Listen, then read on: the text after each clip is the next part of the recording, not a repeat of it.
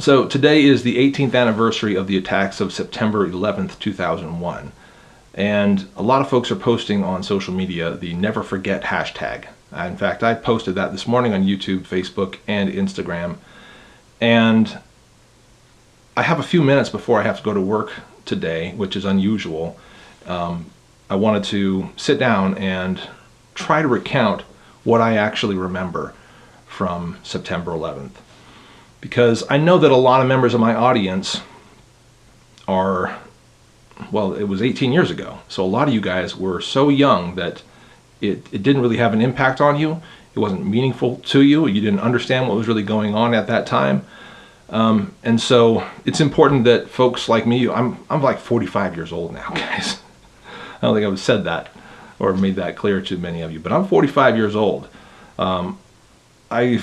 I remember a lot of things, and September 11th is still fairly clear in my mind. Now, I didn't keep a journal at that time, unfortunately, so there are a number of details, little details, like what I did throughout the day here and there. I kind of remember little punctuation marks throughout the day. So I can't recount the entire thing to you, but I remember it fairly well, and I want to take a minute to try to explain what it was like to be alive, to be an adult, to be working, to be in school, to be sort of part of the world and part of America at that time. It was a very, very interesting day, a very, very unusual day. And I related a little bit. I'm old enough to remember the Challenger explosion, actually. I don't know how many of you guys remember that at all. Maybe you've only read about it in a history book. But how old was I? I'd have to think about it. But I remember I was staying home from school that day, ostensibly because I was sick. And there I was just sitting in the living room watching cartoons or something. Pretty young, I was in elementary school at the time. And I remember my dad calling from the hospital. My dad had been injured recently. He was working on a roof. He was in the hospital and he was recovering from that. I guess he had some, well, I kind of know the details of it, but I'm not going to go into it. He had some fairly serious injuries from that. And so he called, and there I was at home. My mom had left. She had gone someplace else, probably to deal with something else school-related or one of the other kids. Come from a big family. There's 8 kids in my family, so they had a lot to deal with all the time. So there was my mom out dealing with something, and I was there at home, I think by myself. My dad called, and I thought I was in trouble. Like he was calling to say, you better get your butt to school. You know you're not really sick. Stop faking, that kind of thing. I thought for sure that's what he was going to say. But no, he said, turn on the TV, Shane. Turn it on. You got to see what's going on. So I turn it on. He says, the space shuttle just exploded. I was like, what are you talking about? The space shuttle? And I kind of remembered, oh, like rockets? Yeah, I guess there's rockets. We go to space, right? He's like, yeah, the space shuttle. It exploded. I was like, what do you mean it exploded? And there was multiple space shuttles that had gone up at that time. I don't remember all the different names now, but it was the Challenger, right? It was the Challenger that exploded. Man, if I got that wrong in this video, it's not going to be something I can just annotate and correct. It was the Challenger. Yeah, the Challenger exploded, and there was the school teacher and so forth, and a bunch of other, important people, obviously. But that was a big momentous day, and I remember that very vividly in my memory. And that's one of the few things, like prior to 9/11, that was one of the few days that I remembered very, very vividly in my memory. It was just like a national tragedy. Like everybody was aware of what was happening, was tuned in, was hyper-focused on the situation, and was really, really concerned about it. There have been a number of sort of historical punctuation marks throughout my lifetime that have measured up to that, but one of the biggest was definitely September 11th. And so the things that I remember from that day, I'll tell you about sort of how I felt on that day in a minute, but I remember, I think I was actually home. I'm actually pretty certain I was home. And this time, instead of my dad calling, my wife called. We had been married a year, less than 2 years at that point. We were living in a townhouse that we couldn't afford. It was very, very nice. But we were there because the family that owned it decided to rent to us on the condition that we would house sit for them. So they left all their furniture there, and our job was to take really good care of the whole thing. They trusted me and us because we actually had some family connections. Like, we weren't actually related, but they knew my grandparents really well, and so we had that connection going on. And so they said, we want you to house sit for us. So there we were. We'd been there for several months at that point in this very nice, fully furnished, plush townhome. And I think I'd already been awake at this point, but my wife called, and this was, I don't think I had my own cell phone at this point. So this is way before social media, and well before, you know, life sort of revolved around stuff on the internet, like it seems to now.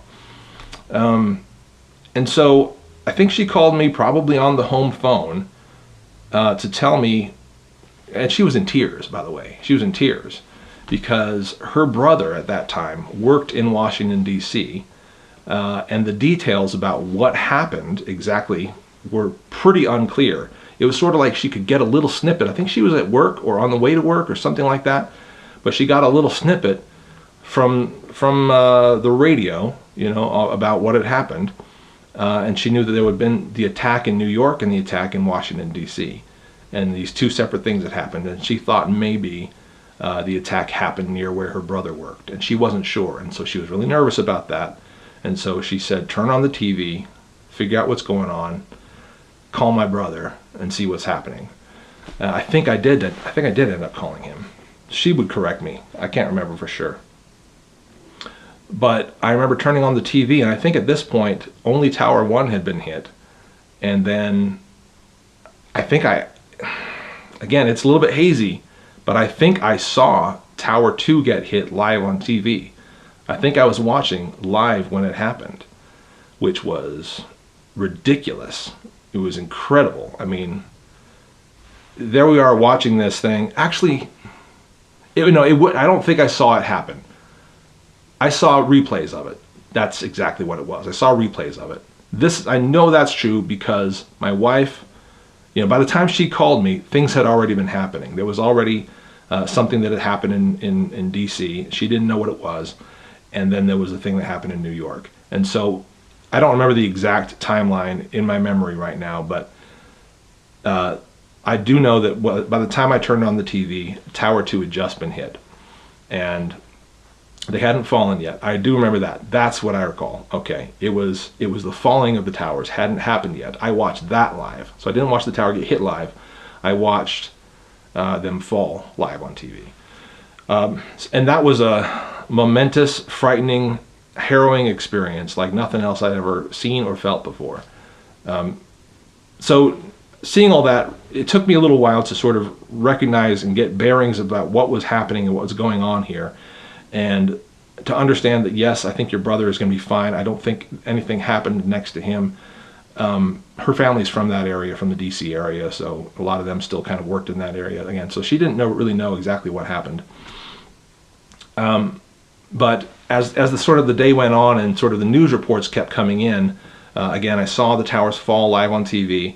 I saw, all the reports come from the Pentagon and so forth, and things just got kind of scarier and scarier as the day went on. And especially as you sort of realize exactly what happened and that this was a terrorist attack.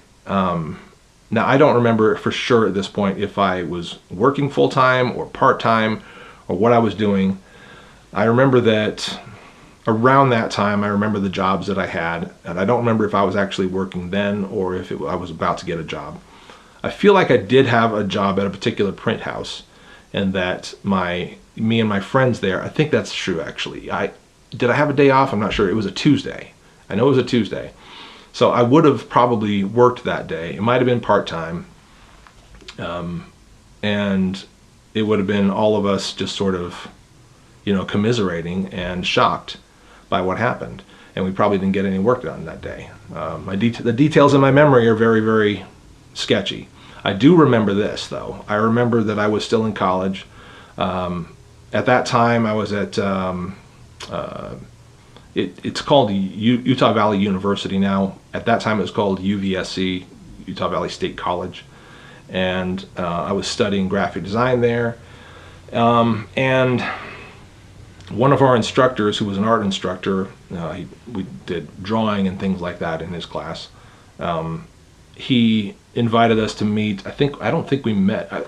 We were going to meet outside of the normal classroom to do something. I don't remember what, but there we met, and I remember us sitting around and looking at each other and looking at him and kind of talking a little bit about what was going on. And he said, "Look, I don't want to hold you guys here if you feel like you should be somewhere else. So I'm happy to sit here and talk with any of you guys that want to talk, but I feel like a lot of you guys probably have somewhere else you want to be. So let's dismiss if you want to dismiss." And I remember going home at that time. Obviously, over the next several days, all the news came in about exactly what happened, who was responsible, and so forth. And in the years since then, there have been many more details come out, many conspiracy theories and so forth come out, and we'll probably get some folks commenting about conspiracy theories in the comment section down below.